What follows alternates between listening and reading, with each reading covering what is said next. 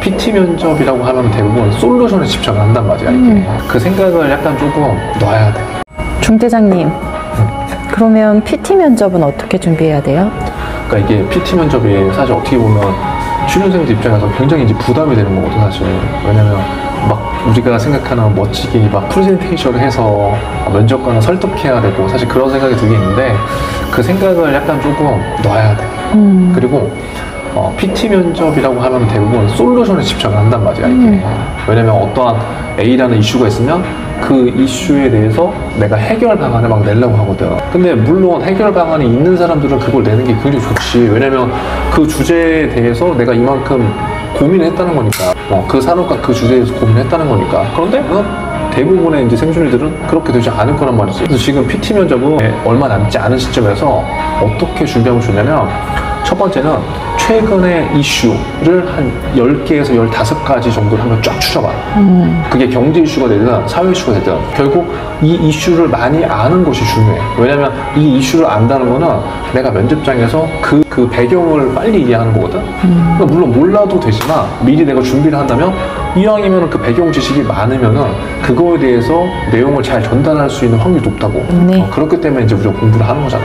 네. 그래서 첫 번째는 일단 10개에서 15가지 정도의 뭐 사회 이슈나 경제 이슈를 한번 추려본다. 그리고 나서는 이제 물론 뭐 각 기업별로 PT 기출문제 막 100개씩 뽑아서 정리하는 것도 좋은데 나는 그 방법을 별로 추천하지 않아. 왜냐면 막 100개, 200개를 정리해도 그 주제 이외의 것이 나올 수도 있는 거란 말이야. 그러면 결국 PT 면접이라는 거는 어떠한 문제에 대해서 내가 어떠한 상황을 파악하고 그 상황에 대해서 내가 어떠한 솔루션을 제시하는지에 대한 와이나를 또 따지는 거거든, 사실. 10개에서 15개 정도 이슈만 갖고 그것들을 나만의 와이나로 풀어내는 작업을 지금 해보라는 거지. 가장 중요한 거는 솔루션은 사실 면접을 조금 준비해본 생존자들은 알겠지만 솔루션은 별 차이 없어. 얘나 쟤나 걔나 진짜 오래 막 고민을 한 친구들 아니면 그렇게 큰 차이가 없어. 예를 들어서 작심을 몇십 개는 꾸준하게 했다. 그럼 차이가 나지. 왜?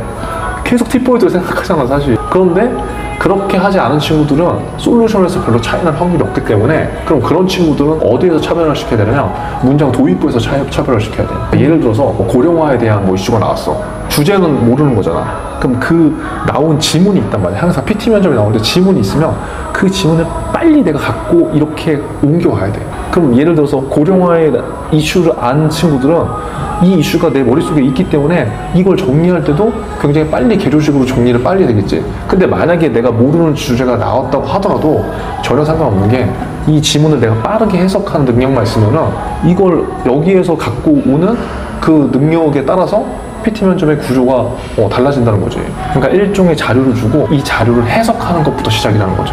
근데 이 자료를 해석을 해서 내 걸로 만드는 시간이 있어. 자료를 해석하는 시간 10분, 예를 들어서 발표하는 시간 5분, 이렇게 시간이 제한돼 있단 말이야. 그러면 어떤 사람들은 만약에 내시경이나 이런 것들 공부했어? 근데 그 주제가 나왔잖아. 그럼 그 질문을 미리 이해하고 들어가는 거기 때문에 이 자료 정리하는 시간이 훨씬 더 많아지는 거지. 그러니까 질문을 이해한다라는 건 이게 이제 뭘 얘기하고자 하는 거를 기본적인 배경 지식이 있으니까 그렇지. 알고 들어가면 이제 준비하기 쉬운 거고 모르면 이제 질문이 말하는 의도를 파악하는 시간이 짧아야 된다라는. 의도도 파악하는데 힘든 거고 솔루션도 당연히 생각 못했을 거고. 그래서 도입부가 중요하다고. 그러니까 예를 들어서 고령화에 대한 이슈면은 대부분 어떻게 들어가냐면 고령화에 대한 현상부터 그냥 들어가.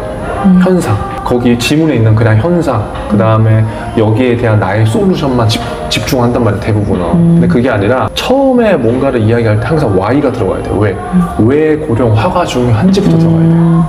왜냐면 대부분 이제 면접을 많이 본 사람들 알겠지만 면접관들도 되게 지루하거든. 그 대부분의 발표 자체가 현상과 솔루션에만 집착되어 있기 때문에 문제 인식을 하는 친구들 거의 없다는 거 알아. 근데 나중에 직장 생활을 이제 해보면 알겠지만은 항상 어떠한 뭐 과업이 주어지면 이거를 왜 해야 되는지 알고 하는 사람과 그냥 주어진 일을 하는 사람과 완전 차이가 나지. 이건 차이가 날 수밖에 없어.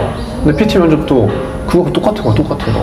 그래서 고령화다. 그러면 왜 고령화가 중요한지 현재.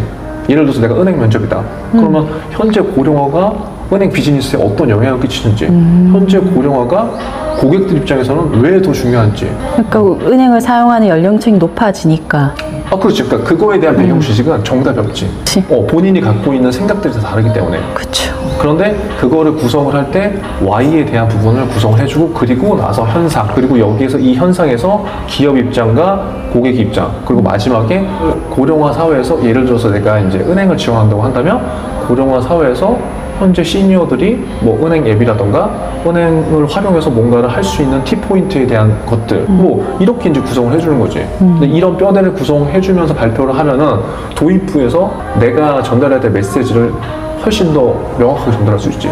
나는 이 고령화가 왜 중요한지를 알고 있고, 내가 이 고령화에 대해서 이러한 생각을 갖고 있고, 이러한 생각이 나의 생각뿐만 아니라 기업 입장과 고객 입장 측면에서 이것들을 생각해 보면서 내가 생각하는 솔루션은, T포인트는 이거다. 예를 들어서. 근데 이렇게 이제 하면은 듣는 사람 입장에서는 조금은 다르게 볼 수 있지. 알겠습니다.